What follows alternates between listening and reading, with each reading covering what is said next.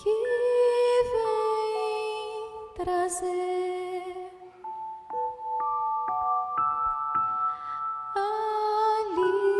alívio à dor, calma ao coração que sofrer. Lembram sóis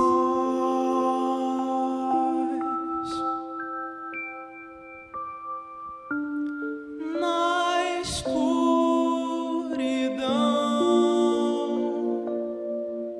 faróis de luz,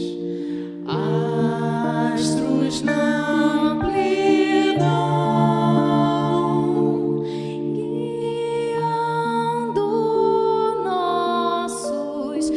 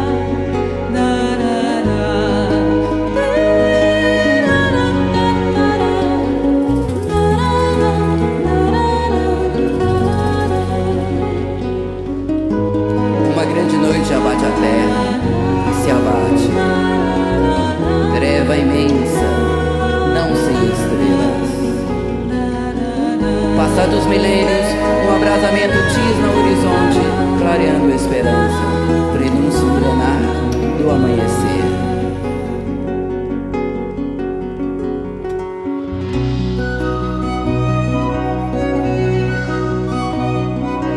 Bem-vinda, aurora,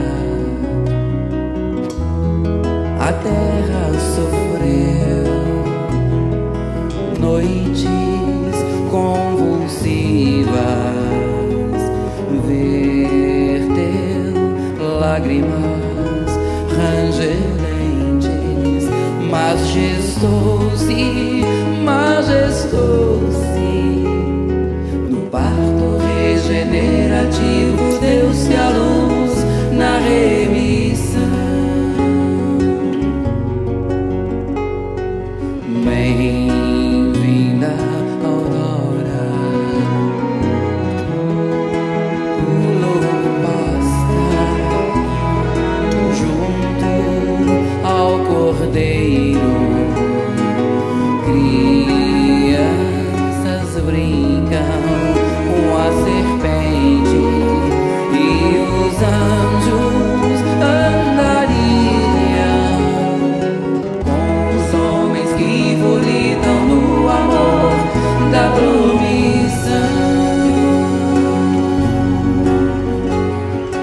Bem-vinda, alvorada, arder fazendo belo bom, entre florindo olhar. A aliança, homem-deus, já não é só arco-íris, é comunhão. Bem-vindo dia, bem-vindo dia, bem-vinda luz. Bem-vindo dia, bem-vindo dia, bem-vinda luz.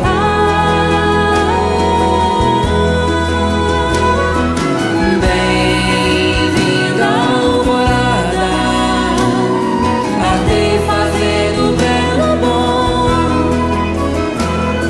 entre florindo olhar.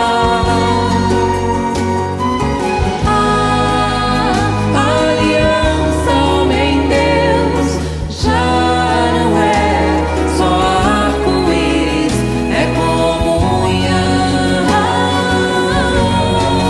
Bem-vindo dia, bem-vindo dia, bem-vinda luz.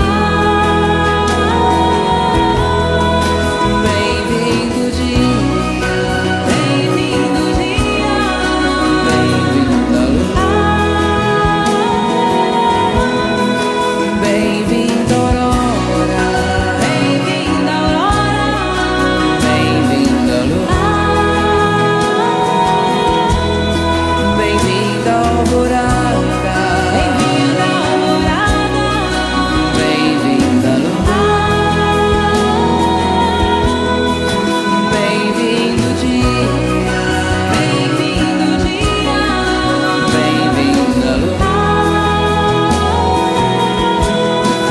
Bem-vindo dia, bem-vindo dia.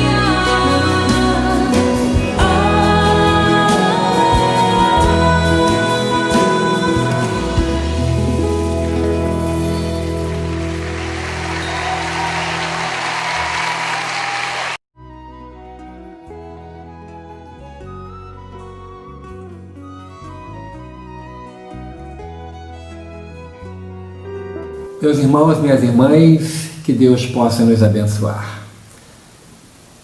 Estamos passando por uma prova coletiva no nosso planeta. Nesse momento, nós temos que valorizar o ensinamento que nós já temos. A doutrina espírita faz o grande diferencial nessa hora, porque nos ensina tudo isso que nós estamos passando, nos ensina sobre o valor da resignação, nos ensina sobre as provas coletivas, nos ensina sobre a lei de causa e efeito, de ação e reação. No Evangelho segundo o Espiritismo, capítulo 5, que é o maior capítulo do Evangelho segundo o Espiritismo, o livro organizado pelo professor Allan Kardec, durante um período que ele estava também de quarentena, mas de um descanso forçado por seu médico, porque ele estava trabalhando, ou melhor, estava dormindo só 4 horas por noite. E aí o seu médico determinou que ele ficasse de repouso, no mínimo durante 1 mês. E ele, não tendo dinheiro, mas tendo amigos, um grande amigo seu lhe ofereceu a chave de uma casa à beira do mar, na Normandia, e ele foi para lá. E o amigo ainda tomou cuidado de colocar, abastecer a despensa, armários abastecidos, e ele foi. E ele, durante esse 1 mês, organizou esse livro maravilhoso, que é o Farol, que deve estar sempre ao alcance de nossas mãos, qualquer hora e qualquer momento. No capítulo 5, que fala sobre o bem-aventurados aflitos, Allan Kardec fala sobre o bem e mal sofrer. Ou seja, qual é a nossa reação? Como que nós devemos entender isso que nos sucede? Ou os insucessos que nos visitam? Primeiro, nós entendemos que pela lei da reencarnação, nós somos artífices do nosso próprio presente. Nós passamos pelas provas pelas quais nós mesmos estamos precisando passar. E nós temos uma facilidade muito grande de fazer coisa errada. Abrindo a boca, falando, nós erramos. Sendo omissos, nós erramos. Praticando ou deixando de praticar esse ou aquele ato, nós erramos. Então devemos nos organizar para, entendendo a doutrina espírita que muitos de nós conhecemos, ou você que conheceu agora a doutrina espírita, estava começando aí no centro espírita e veio o isolamento social. Mas você tem acesso pela internet aos livros da codificação de Allan Kardec, e você pode ler. É o item 18 do capítulo 5º, Bem e Mal Sofrer, que Allan Kardec traz para lá a mensagem do Espírito Lacordaire, que foi ditada na cidade de Havre em 1863, onde ele fala de como que nós vamos reagir a essa situação. Essa mensagem nos remete imediatamente a uma passagem no Evangelho, numa carta de Paulo aos Hebreus, quando ele diz assim: nunca te deixarei, nunca te abandonarei. Ou seja, o nosso Deus, o nosso Pai, é de infinita bondade, infinita misericórdia, e nunca vai nos deixar, nunca vai nos abandonar. Daí a confiança em Deus. É para nós espíritas que vivenciamos uma fé raciocinada algo muito importante: confiar em Deus. Mas a situação está difícil, eu dependo dos outros para tudo, mas confie em Deus. Acredite que o socorro divino venha. Nós lembramos do livro Voltei, ditado pelo irmão Jacó e editado pela Federação Espírita Brasileira. O irmão Jacó foi Frederico Figner. Frederico Figner foi um dos homens mais ricos do Brasil e conheceu a doutrina espírita através do processo da dor. Frederico Figner, depois de ter filhas já crescidas, teve uma menina que antigamente chamava Temporão, ou seja, depois de um tempo, dos filhos maiores, veio a menina, a Marta, e ele, com a Marta com 5 aninhos, na lagoa de Araruama, a poucos metros dele, a menina tropeça, cai e em questões de segundos morre afogada. Ele e a mulher ficam desesperados por aquela dor que só quem passa por ela sabe o tamanho da dor da perda de um filho. E aí, desesperados, em plena década de 20 do século passado, início dos anos 20, ele, que era judeu, mas não conseguiu encontrar o consolo na fé judaica, ele lê no jornal sobre Ana Prado, que em Belém do Pará fazia reuniões onde espíritos se materializavam. Escreve uma carta para Ana Prado pedindo autorização para que pudesse assistir às reuniões. Ele, que era um homem bem sucedido na capital da República, a cidade do Rio de Janeiro, ele que tinha muito dinheiro, mas não tinha paz, não tinha felicidade, não tinha um sorriso. Pegou um navio a vapor e durante um bom tempo, quase 2 meses de viagem, chega a Belém. E lá foi admitido à reunião e, para sua surpresa, na primeira reunião que ele participa de materialização com Ana Prado, acorrentada em uma maca, numa completa escuridão, com música suave tocando num toca-discos, naquela época que ele vendia com exclusividade, porque foi ele que trouxe o fonógrafo para o Brasil, Frederico Figner. A cortina que separava a médium em transe, Ana Prado, do pequeno público que assistia a reunião se abre e ele sente quando uma criança senta ao seu colo, passa a mão no seu rosto e diz: "Não fez a barba hoje, papai." Era Marta. Marta estava materializada por um processo que a doutrina espírita explica muito bem. Através da condensação de fluidos, os espíritos se materializam do fluido do ectoplasma que o médium libera. E Marta estava ali, na frente do pai e da mãe. E ali inicia um processo de aceitação íntima dos princípios da doutrina espírita, da crença de que a alma é imortal e essa alma pode se comunicar através da mediunidade e que a reencarnação é um fato.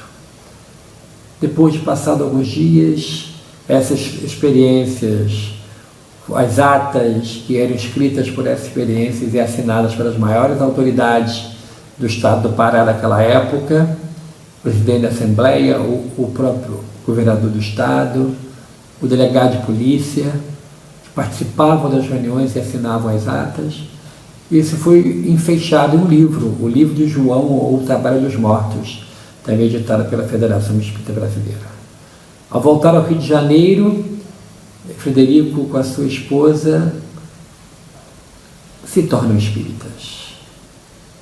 E felizes começam a participar das reuniões da Federação Espírita Brasileira, onde ele relata com muita alegria as experiências pela qual ele passou, de ter o consolo de ter a sua filha desencarnada nos seus braços, através do processo de materialização. Mas Frederico Figner, que veio a conhecer Chico Xavier, que doou para Chico Xavier, em seu testamento, uma vultuosa quantia em dinheiro, e que Chico doou para a FEB construir o Parque Editorial da FEB no Rio de Janeiro, na Rua Souza Valente, 17, em São Cristóvão. Chico, que não era pegado a nenhum bem material, doou os direitos autorais de todos os seus 400 e tantos livros. Chico, conversando com Frederico disse que, se fosse possível, gostaria que, quando a morte lhe adviesse, ele gostaria de escrever, relatando a sua experiência na chegada no mundo espiritual. E Chico falou assim: sei lá, com o Emmanuel, se Emmanuel autorizar, eu sou só um lápis. Passado um tempo, acontece o desencarne, passado um tempo, Frederico se apresenta e começa a ditar mensagens através de Chico Xavier. Como ele disse que voltaria, o livro foi intitulado Voltei, e é onde ele relata uma experiência maravilhosa, que é o maior antídoto contra quem tem medo de morrer, de forma natural, é óbvio, porque ele fala do processo desencarnatório em detalhes. Em minúcias ele fala de como aconteceu o desenlace dele, os primeiros momentos após a sua desencarnação. E fala no momento em que o Dr. Bezerra organiza uma pequena excursão que sai da Terra em direção a um posto de socorro localizado bem próximo da crosta terrestre. E aqueles espíritos que estavam sob a coordenação do querido Dr. Bezerra passam por uma região trevosa, por uma região conhecida como umbral. E dali espíritos, captando o teor mental das pessoas que ali estavam, e estava junto com aquele pequeno grupo de seres que estavam sendo resgatados, estava um homem que havia cometido um assassínio. Ele tinha assassinado uma pessoa em vida. E ali naquele vale de tristezas, no umbral, ele escuta quando um espírito grita: assassino não passa. E aí, um momento, aquele homem que tinha cometido o equívoco começa a entrar na faixa mental, diz: eu não mereço socorro, não mereço estar aqui, eu não mereço ser ajudado. E o Dr. Bezerra vira-se para ele e diz assim: mas você reparou o erro praticado.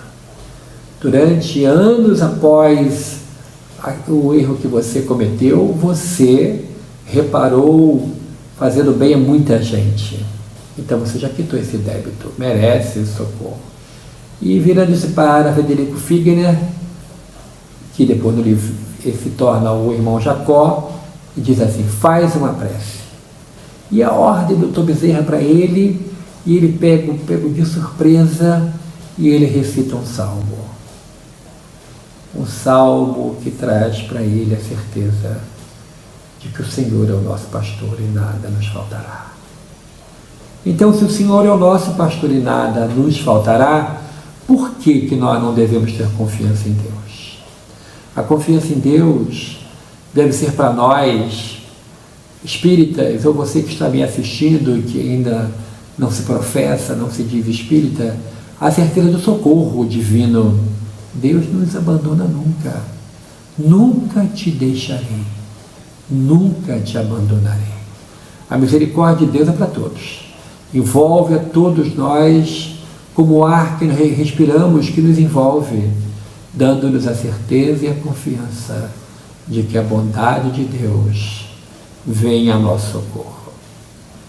Então, meus irmãos, nesse momento do isolamento social, muitos perdem a confiança. Ficam imaginando que isso não vai ter um fim. Mas vai ter. Tudo tem um fim. Não há nada de ruim que dure para todo sempre, diz o ditado popular. Nada de bom que um dia não acabe. Mas a bondade de Deus está acima de tudo isso. A misericórdia do Altíssimo envolve a todos. E o socorro vem para todos nós. Basta que sigamos as orientações das autoridades sanitárias, basta que sigamos as orientações que a doutrina espírita nos dá quanto à vigilância mental, quanto à nossa alimentação mental. Então, vai uma dica: não fique ligado no noticiário 24 horas por dia, não vai te fazer bem.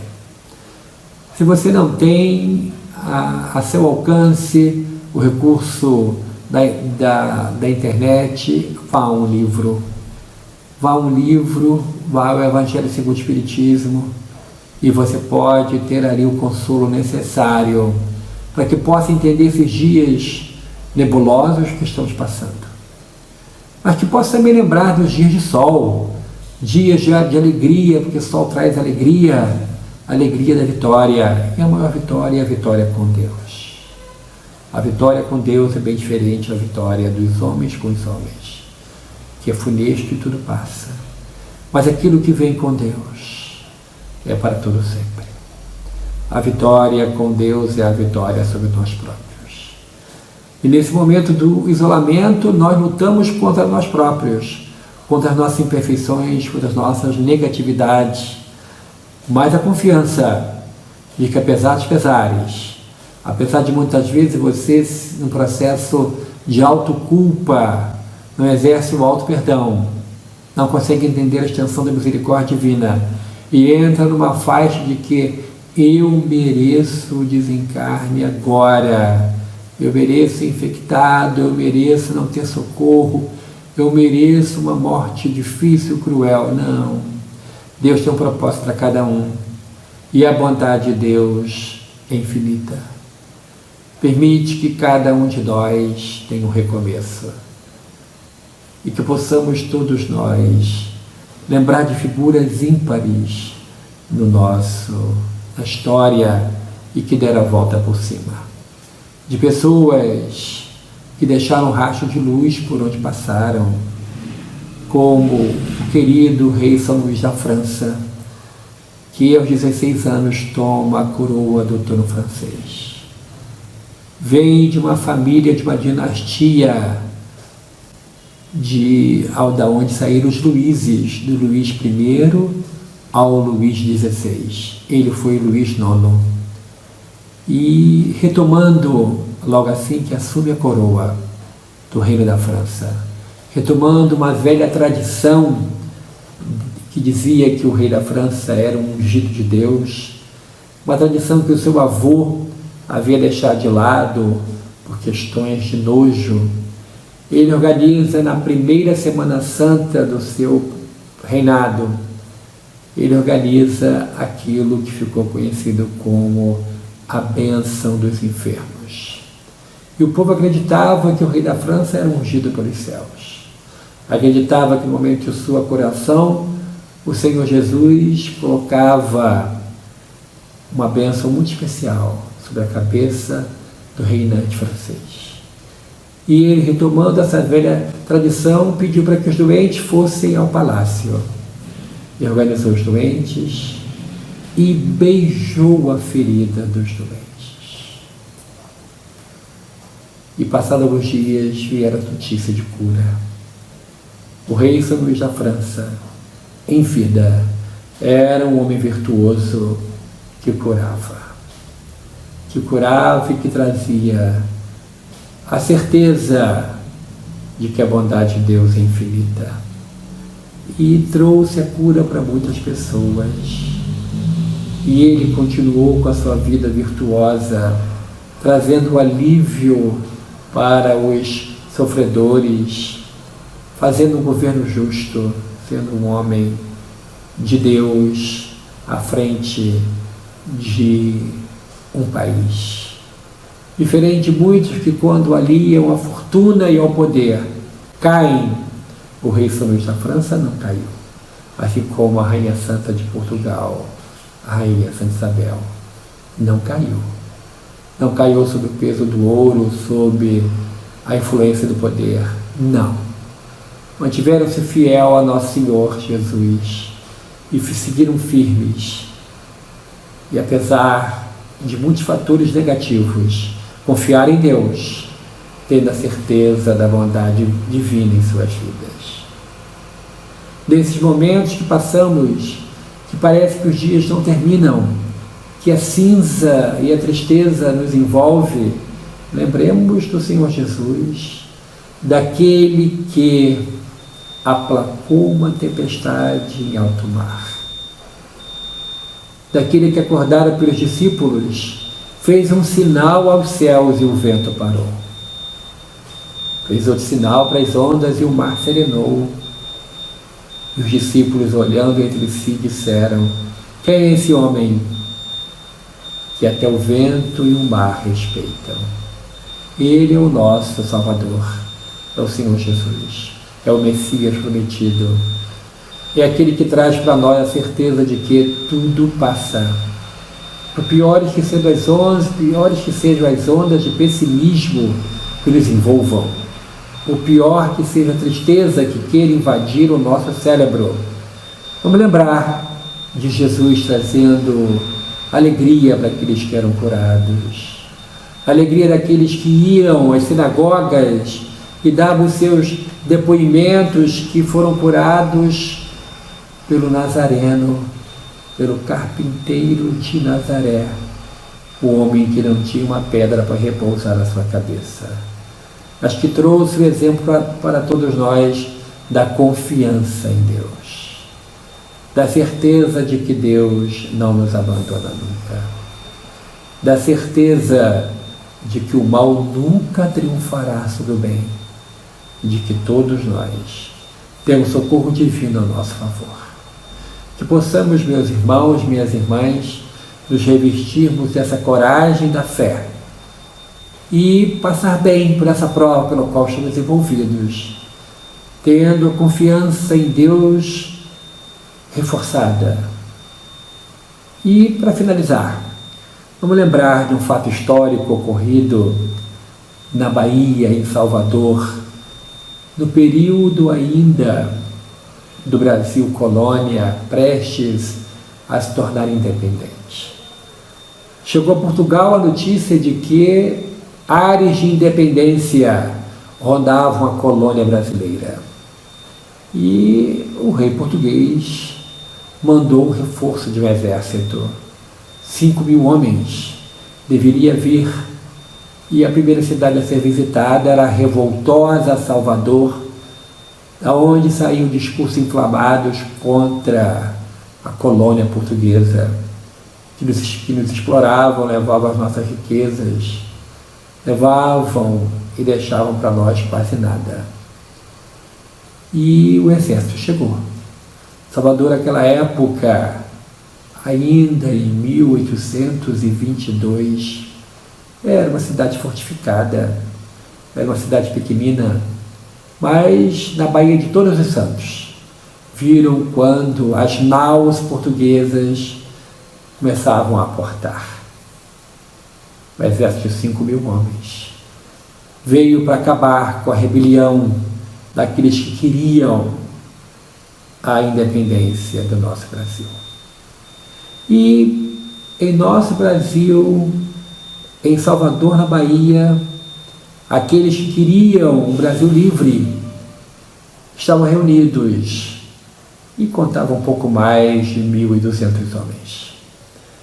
E foram para uma localidade chamada Pirajá, fora dos muros de Salvador, para de lá organizarem a resistência da invasão. O exército português desembarcou e foi para o campo de batalha. Foi atrás dos revoltosos brasileiros, daquele que seria o primeiro exército do Brasil.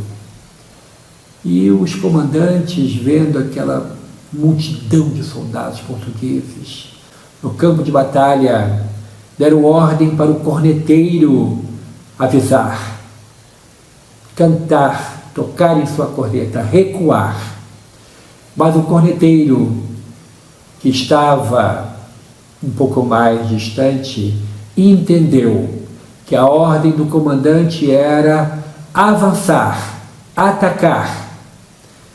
E os 1.200 homens daquele primeiro exército do Brasil avançaram com vontade, avançaram com determinação sobre o exército português, que, vindo aquela pequena multidão de homens bem inferior ao número de soldados, partirem velozes para o confronto, para o tudo ou nada, recuaram de tal forma que foram voltando a Salvador e entraram correndo nos navios, foram tomados por um pavor, e um estranho vento soprou, e as naus portuguesas, impulsionadas por aquele vento, tomaram a direção de Lisboa. E em 2 de julho de 1822, a Bahia tornou-se independente. Foi a vitória da certeza e da confiança em Deus contra o medo. O medo nunca pode ser maior do que a confiança em Deus. Então, que possamos lembrar do corneteiro de Pirajá e sairmos resolutos para a nossa grande vitória, que está na nossa antessala, esperando que entremos vitoriosos e protegidos com a couraça da fé, para continuarmos com a nossa vida após essa pandemia. Que Deus nos abençoe abundantemente. Que o Senhor Jesus te cubra de coragem, de fé, de bom ânimo e de alegria, hoje e sempre. Muito obrigado, muita paz a todos.